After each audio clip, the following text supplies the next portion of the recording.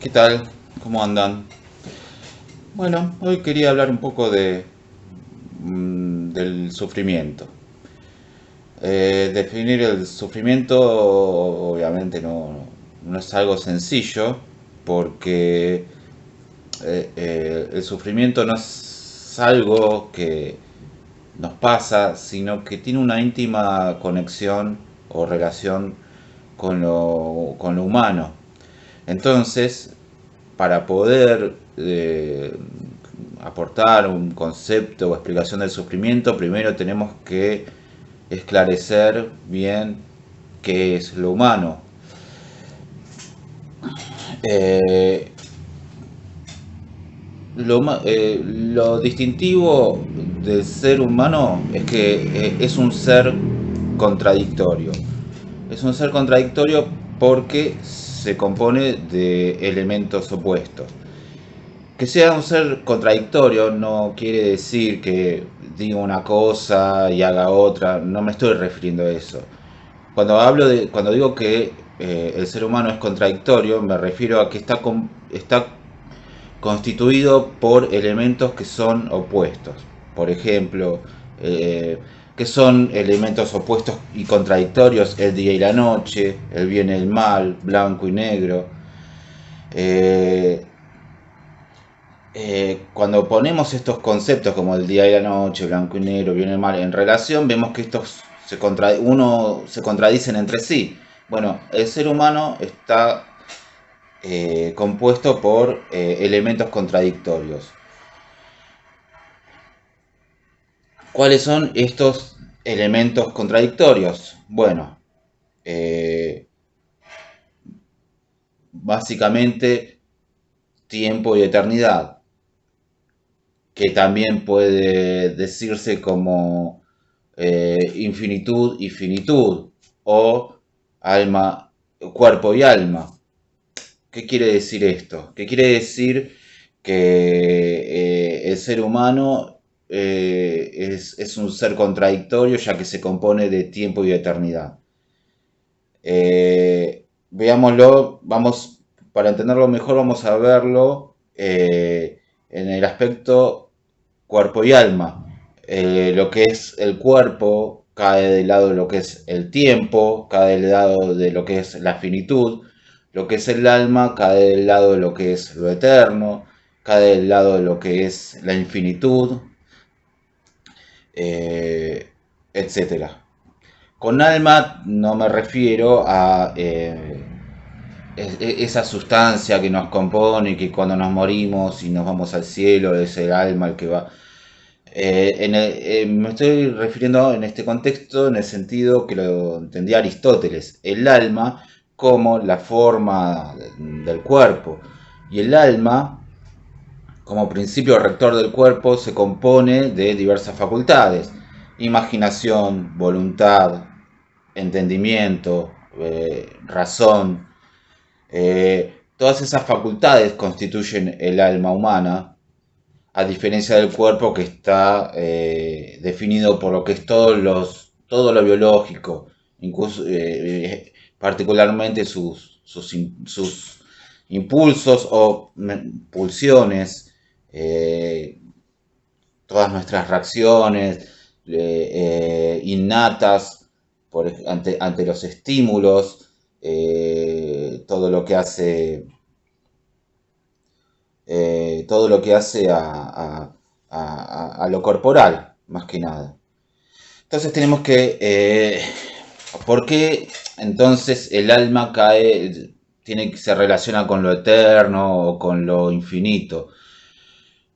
Porque tiene que ver con la razón y el entendimiento, más que nada con el entendimiento. ¿Por qué?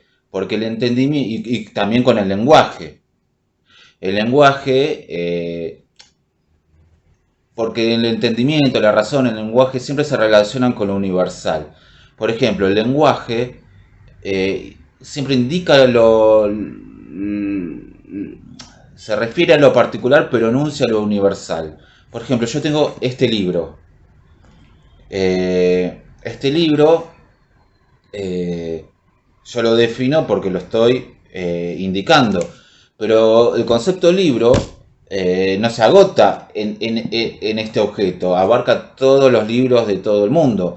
Yo no puedo enunciar este objeto particular, solo lo puedo indicar y solo me puedo referir a este, pero siempre enuncio lo universal, eh, que son los conceptos, como el concepto de libro.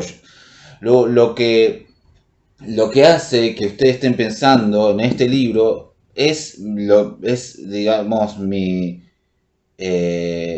señalización mediante deícticos. Este libro, eso es un deíctico, este libro. Eh, Eso es lo que hace que se particularice y hablemos de este libro, pero el concepto de libro es universal porque abarca todos los libros. Entonces nunca podemos enunciar lo particular, siempre enunciamos lo universal.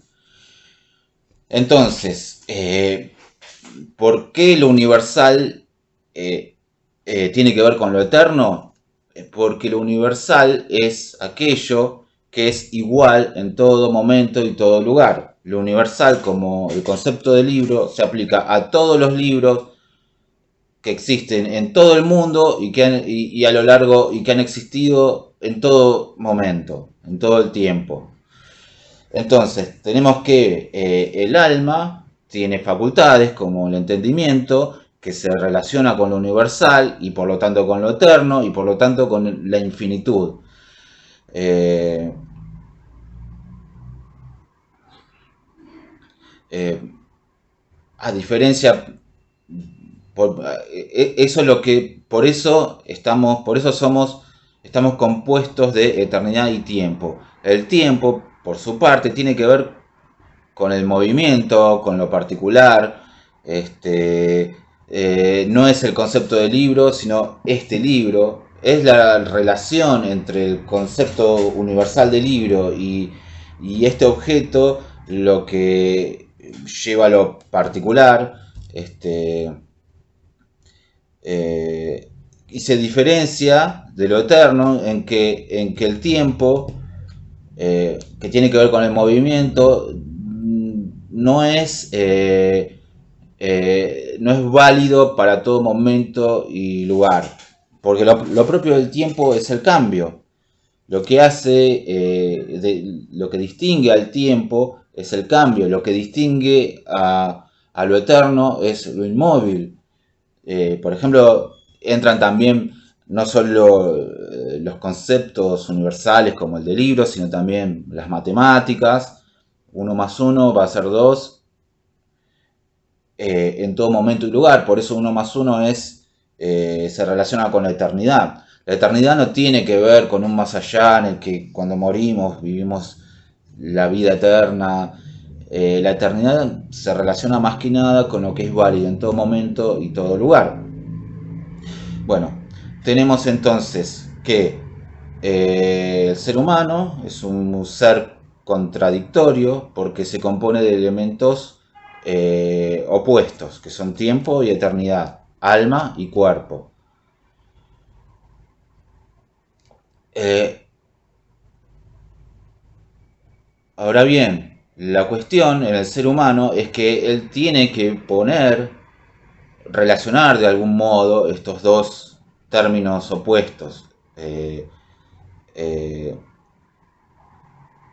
y eso se produce en virtud de la decisión. El ser humano es esencialmente un ser ético porque la ética consiste justamente en esta relación entre alma y cuerpo, eternidad y tiempo, infinitud y finitud. La ética es la disciplina que rige la acción. Y si justamente hay una disciplina que rige la acción, es porque estamos constituidos por elementos, por términos heterogéneos. Tenemos que decidir, tenemos que actuar, y porque justamente tenemos esta constitución en opuestos. Si fuésemos, si fuésemos como seres vivos, como los seres vivos inferiores, que solo son cuerpo y que quizás tengan algún pequeño grado de entendimiento, no habría necesidad de decidir ni de una disciplina que se refiera a nuestra acción. Por lo tanto, digo nuevamente, el ser humano es un ser contradictorio, se compone de eternidad y tiempo, y poner en relación eternidad y tiempo, que es la ética, es lo que se conoce como el movimiento o devenir. El devenir es el ser humano es en términos, según Kierkegaard, es existente porque está compuesto, porque es existente porque es movimiento porque es devenir, y es devenir porque ese movimiento supone poner en relación alma y cuerpo. ¿Por qué? La ética es la disciplina que rige la acción. Es el hecho de estar, el hecho de estar constituidos por elementos opuestos determina que siempre tengamos que tomar una decisión, decidir. Toda decisión siempre supone poner en relación alma y cuerpo. En la ética, esta relación de alma y cuerpo se da de manera reflexiva, es la razón. Acá nos vamos a remitir a la ética nicomaquea de Aristóteles. Para Aristóteles, la razón puede, digamos, dictar normas que la voluntad es capaz de acatar. La voluntad es una parte de... La voluntad es como un intermedio entre el alma y cuerpo. Tiene parte de lo apetitivo, pero a su vez puede escuchar los mandatos de la razón. Y en consecuencia, el ser humano de esa manera puede gobernar sus impulsos.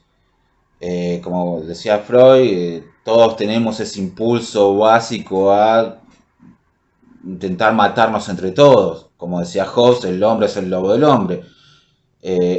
En virtud de la ética, ese impulso se frena. Porque de lo contrario no podríamos vivir en sociedad. Por ende, por eso, si diésemos rienda suelta a todos los impulsos que nos constituyen, terminaríamos matándonos entre todos, comiéndonos entre todos, cometiendo incesto. Es, digamos, lo que sería en términos psicoanalíticos, la perversión, si se quiere. Por eso, la razón dicta normas que son universales.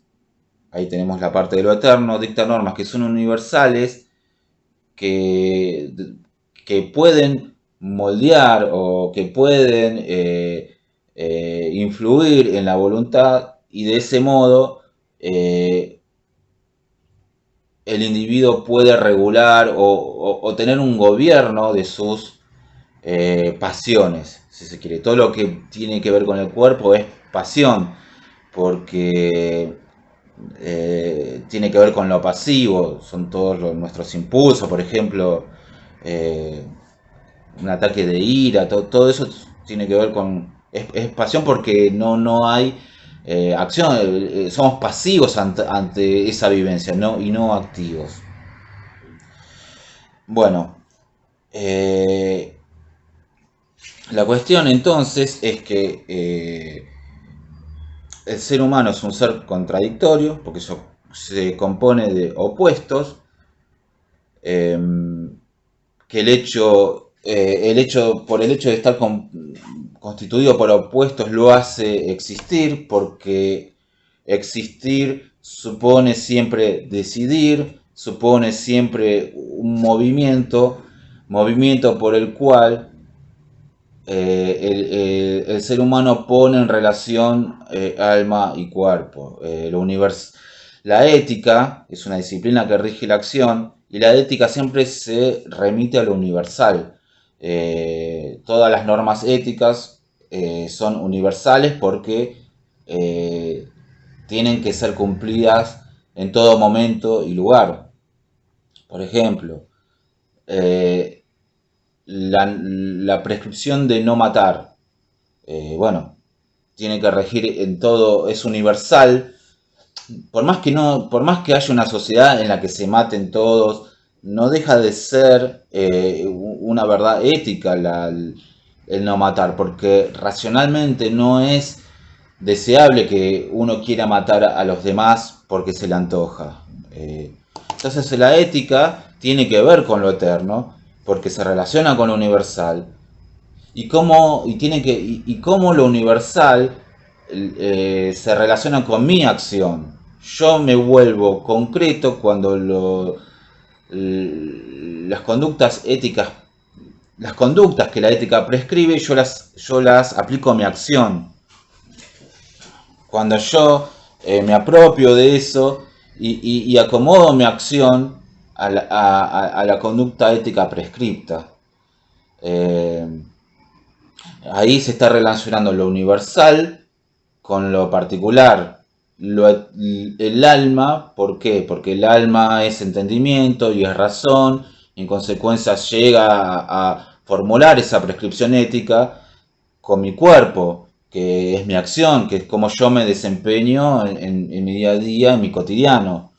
Es así como entran en relación a mi cuerpo, eh, eternidad y tiempo, eh, infinitud y finitud. La cuestión, bueno, yo dije que iba a hablar del sufrimiento y hasta ahora he estado hablando de otras cosas. Pero ahora es necesario entender todo, tener una cierta noción de esto para entender el sufrimiento. ¿Qué es el sufrimiento? Bueno, Kierkegaard lo define como una relación de heterogeneidad respecto de la ética. Suena difícil, ahora lo voy a explicar. Eh, si bien todo individuo es capaz de ser un ser moral, de ser ético, porque es capaz de relacionar al mi cuerpo, eternidad y tiempo, es capaz de tomar lo que es una conducta prescripta y llevarla a la acción en su propia vida. Aún así, esto resulta, la perfección ética más que nada es imposible. ¿Por qué? Porque primero y principal, porque cada vez que nos relacionamos con lo universal o con lo eterno, siempre lo hacemos desde nuestra finitud. O sea, siempre partimos desde nuestra finitud, desde nuestro ser accidental o no sé bien cómo explicarlo ahora, pero siempre lo hacemos desde nuestra contingencia. Y no podemos llegar a lograr una relación con lo universal si siempre partimos desde nuestra contingencia. Algo así. El ser humano es un ser contradictorio, está compuesto de alma y cuerpo, eternidad y tiempo. Los tiene que poner en relación. Esa relación supone una síntesis, una identidad entre alma y cuerpo. Eh, Esta síntesis se puede dar, esta síntesis, como dije, se da de forma racional. Eh, la razón, digamos, informa la razón. prescribe conductas que la voluntad puede seguir y que eso incide en la parte apetitiva. Bueno, la cuestión es que alma y cuerpo pueden llegar a constituir una síntesis de forma reflexiva. Pero esto nos lleva siempre a la imposibilidad de la perfección ética. Por esto que acabo de explicar, siempre se parte de lo contingente. ¿Cómo se llega a una identidad con lo universal, con lo eterno, si siempre estoy partiendo de lo contingente? Eh, esa síntesis, esa identidad, yo no tengo la certeza de que la voy a poder sostener a lo largo del tiempo. Yo no sé si el día de mañana no voy a estar ante conductas contradictorias prescriptas éticamente, de modo que si yo cumplo con una, estoy incumpliendo con otra, etcétera. La perfección ética es imposible, nadie es infalible, y eso es lo que nos lleva a la culpa. El sufrimiento tiene que ver con esa culpa. Se sufre porque no podemos, en el fondo, sostener esa identidad entre lo eterno y el tiempo, entre alma y cuerpo. Kierkegaard también define el sufrimiento como morir a lo inmediato. ¿Qué es lo inmediato? Todo lo que hace a los impulsos corporales o a las pulsiones. Todo lo que sea todo lo que sea hedonismo, que tiene que ver con la satisfacción de esos impulsos, es lo inmediato. El sufrimiento tiene que ver con morir a lo inmediato. En la ética no supone morir a lo inmediato, supone el dominio o el autogobierno.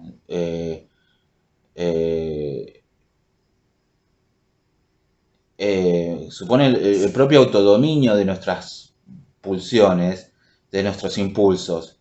En consecuencia, supone regularlos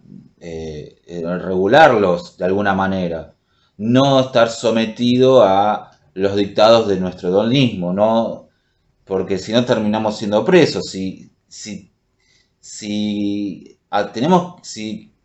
siempre vamos a hacer lo que queremos hacer, si yo tengo hambre y cada vez que tengo hambre como, si cada vez que tengo eh, eh, ganas de tener relaciones voy y nunca y no me importa qué como, con quién tengo relaciones sexuales, si simplemente me dejo gobernar y hago las cosas sin importar las consecuencias, termino siendo esclavo de esos impulsos básicos. La ética supone llegar a un gobierno de esos impulsos, no una negación. No se trata de la ética de negar, sino de un gobierno. Comer con cierto orden, determinada comida sana, tener relaciones de forma consciente, cuidadosa, ese tipo de cosas. El sufrimiento. Ahora, si el ser humano, mediante la ética, pudiese llegar a encontrar ese equilibrio, ese fundamento en sí mismo, a través del gobierno de sus pasiones, no sufriría, eh, todo iría de parabienes. Pero la cuestión es que esa perfección ética es imposible. Entonces, siempre estamos expuestos a la posibilidad de la culpa por por no haber podido obrar éticamente. Ahora bien, ¿qué tiene que ver esto con el sufrimiento? Vuelvo a lo mismo. El ser humano es un ser contradictorio, se compone de alma y cuerpo y por lo tanto tiene que lograr una síntesis entre esos elementos que se da a través de la ética. Por eso hablo de la decisión. Si el individuo no es consciente, si el individuo no es consciente de esto, de que su esencia, de que él está constituido de esta manera por elementos contradictorios a los que tiene que, mediante su acción reflexiva, lograr una síntesis, esta contradicción la proyecta en el exterior. El ser humano, reitero, es un ser contradictorio. Si él no se vuelve consciente de que es un ser contradictorio, esa contradicción la proyecta en el afuera. ¿Y cómo la proyecta? Como fortuna o desgracia. Es decir, la contradicción que se da entre tiempo y eternidad, cuerpo y alma, si el individuo no quiere asumir que él tiene que poner en relación esos opuestos, entonces los proyecta como fortuna y desgracia. De ese modo, cada vez que algo en su entorno no se da como él quiere, no obtiene el resultado que él desea, lo vive como una desgracia y ahí se produce el sufrimiento. Aquí este individuo piensa que el sufrimiento es algo accidental, algo que le pasó porque no pudo conseguir el resultado que él quería. No ve que el sufrimiento en realidad es constitutivo de su ser y que francamente depende de que él es un ser, del hecho de que él es un ser contradictorio. Eh, Él proyecta lo eterno como fortuna y el tiempo como desgracia. Cuando se da el resultado que él quiere, por ejemplo, yo quiero ser millonario. Trabajo para ser millonario y no lo consigo. Entonces lo vivo como una desgracia. Esa desgracia, yo buscaba de alguna manera, ilusoriamente, concretarme como un ser eterno en ese volverme millonario. No volverme millonario la vivo como una desgracia y en consecuencia sufro. Pero la cuestión es que en realidad sufro porque estoy ignorando que soy un ser con el hecho de que soy un ser contradictorio y que por lo tanto tengo que poner en relación alma y cuerpo. Tengo que lo que me hace esencialmente humano es ese poner en relación eternidad y tiempo. No si yo obtengo fortuna o desgracia. El sufrimiento, por lo tanto, el sufrimiento es una proyección de mi ser contradictorio, pero siempre se remite al hecho de que yo no estoy haciéndome cargo de quién soy realmente. Y quién soy realmente es esa decisión de, de poner en relación eternidad y tiempo, cuerpo y alma, etcétera. Ahora bien, se remite el sufrimiento siempre a ese hecho de mi desconocimiento sobre mi verdadera constitución, pero a su vez el sufrimiento se remite al hecho de que aun cuando yo quiera poner en relación eternidad y tiempo, cuerpo y alma, aún así voy a llegar siempre a la impotencia, porque la perfección ética es imposible. El sufrimiento, por lo tanto, eh, es morir a lo inmediato, porque lo inmediato tiene que ver con la desgracia y la fortuna, porque requiere siempre que se produzca un resultado, pero a su vez el sufrimiento tiene que ver con mi diferencia absoluta respecto de la ética, respecto de mi posibilidad de ser una persona ética, porque la perfección ética es infalible. La mera posibilidad en el futuro de que yo pueda fallar éticamente me hace sufrir, porque me demuestra que yo no me puedo fundamentar a mí mismo, yo no puedo ser ese fundamento, esa raíz común entre eternidad y tiempo, cuerpo y alma, etcétera.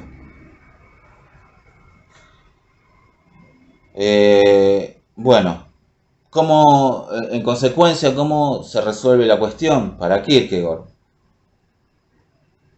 La relación, él se refiere a la ética y la relación entre tiempo y eternidad, alma y cuerpo. Él se refiere como a eso como reminiscencia. Él está hablando acá de la filosofía socrática y la reminiscencia es como esa relación que los griegos tenían con lo eterno, o mejor dicho, la manera en que el mundo griego se relacionaba con lo eterno. ¿Cómo Sócrates establecía la relación con lo eterno? Bueno, él hablaba de la mayéutica, él decía que eh, él hablaba de la mayéutica, él decía que había que remitirse a lo eterno mediante el recuerdo de las vidas pasadas. Eh, no se trata tanto de una cuestión del recuerdo efectivo de las vidas pasadas en particular, sino de cómo la relación con lo eterno se da a través de una suerte de recuerdo. Cuando él enseña a un esclavo a sumar, no le está enseñando a sumar, el esclavo está recordando, porque, claro, como el esclavo está recordando la operación de sumar, no es que la está aprendiendo. Todo aprendizaje para el mundo griego es recordar, es un recuerdo. Como el esclavo posee entendimiento y razón, él ya sabe las operaciones matemáticas, no es una tabla rasa en el que hay que enseñarle incluso el hecho de sumar. Como ella dispone de entendimiento y por lo tanto de todos los principios lógicos, ya lo sabe. Por eso aprender a sumar es un recuerdo de cómo se suma, porque tiene que ver con poner al descubierto toda una serie de principios lógicos que ya están. Por eso Sócrates decía que siempre el acceso a lo eterno se da a través del recuerdo o de la reminiscencia y que siempre este movimiento de reminiscencia es racional. Entonces, la relación entre alma y cuerpo siempre es una relación que se tiene que dar de forma reflexiva, racional y que supone la reminiscencia. Ahora bien, esto, como dije, siempre lleva en el plano de la ética el sufrimiento. Eh, porque el individuo es, la situación existencial del individuo es de siempre absoluta heterogeneidad respecto de lo ético. ¿Por qué? Porque la mera posibilidad de un obrar que no sea ético ya hace que el individuo mismo no sea ético. Lo mismo dice Kierkegaard con respecto, por ejemplo, a la desesperación. La mera posibilidad, uno desespera, por ejemplo, cuando teme perder algo, un amor o lo que sea. La mera posibilidad de perder a la persona que ama ya no lleva a la desesperación y ya equivale a haberla perdido. Eh, porque ya uno no se puede separar de ese pensamiento. Bueno, sin embargo, Kierkegaard dice que la reminiscencia no es la única forma en que pueden relacionarse alma y cuerpo, eternidad y tiempo, sino que también está la repetición. en la repetición, el movimiento, en la repetición y reminiscencia, por lo tanto, son movimiento. Eh, Porque, como dije anteriormente, la decisión que supone relacionar alma y cuerpo, eternidad y tiempo, es definida por Kierkegaard como movimiento. Es el reminiscencia y repetición son movimiento. ¿Movimiento de qué? El movimiento de la conciencia. La conciencia tenemos que entenderla como movimiento, la subjetividad más que la conciencia. Más apropiado hablar de subjetividad, debemos entenderla como movimiento. Como esta puesta en relación entre lo universal y lo particular, lo eterno y el tiempo, alma y cuerpo, etc. Eh, la repetición, a diferencia de es movimiento al igual que la reminiscencia, pero es un movimiento en sentido inverso. Es el mismo movimiento que hace la reminiscencia, porque relaciona eternidad y tiempo, pero lo hace en sentido inverso. O sea, hace un momento yo había dicho que el problema en la ética es que siempre se parte de lo contingente para ir hacia lo universal. Y ahí estaba el problema. En la repetición se da el mismo movimiento pero en sentido inverso. Es lo eterno lo que va hacia lo contingente, no lo contingente hacia lo universal o eterno. Claro que Kierkegaard se refiere al cristianismo, porque Kierkegaard es un pensador cristiano, y, y él dice que la repetición no es sino el mismo cristianismo, es Dios que se vuelve hombre, o el Dios que se vuelve humano, lo infinito que se vuelve finito, pero supone la inversión en el sentido del movimiento que realiza la conciencia. Ahora bien, este movimiento, a diferencia de la reminiscencia, no puede ser racional porque es absolutamente paradójico que lo eterno sea lo que busque ser contingente, que Dios busque ser un ser humano cualquiera que muere de la peor forma. Por eso la reminiscencia la repetición, que es la otra manera de poner en relación cuerpo y alma, no es un movimiento racional, sino que Kierkegaard lo define como la fe.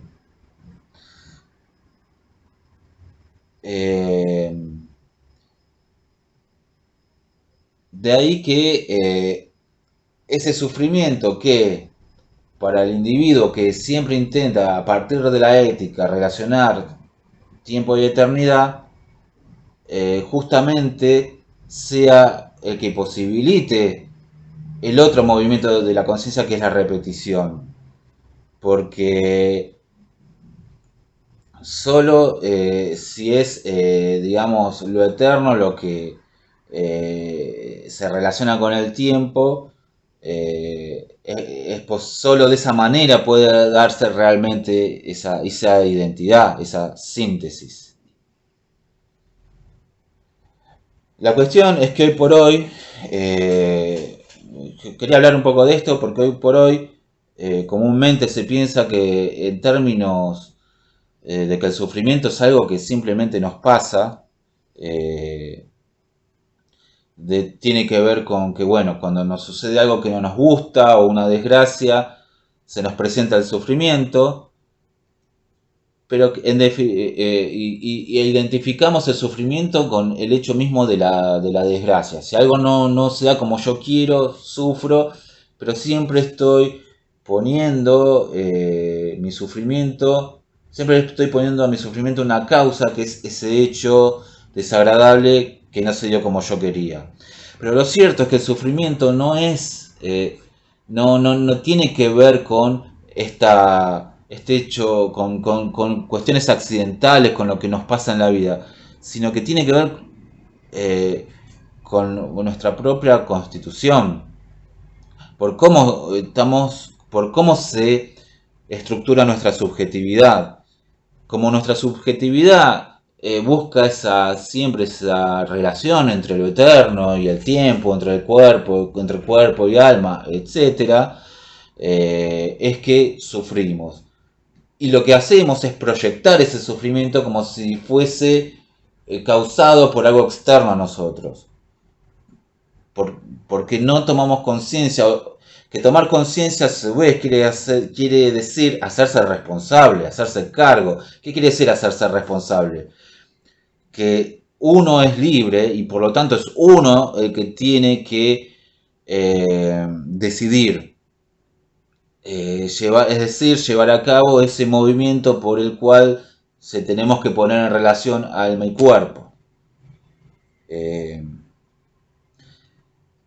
bueno, quizás la solución a la que llega Kierkegaard no sea del todo satisfactoria para ustedes porque directamente se mete en el plano religioso y en la cuestión de la fe, pero sí es importante entender que cada vez que sufrimos no estamos haciendo sino proyectar en el afuera lo que realmente somos, que el sufrimiento, como decía Buda, es la primera verdad acerca de la vida misma. Toda vida es sufrimiento.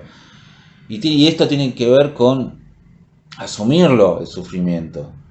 Una vez que se lo asume, que uno puede llegar, tendemos a pensar que la felicidad es lo opuesto al sufrimiento y no es así. Primero tenemos que asumir y aceptar el sufrimiento para, si se quiere, llegar a cierta felicidad.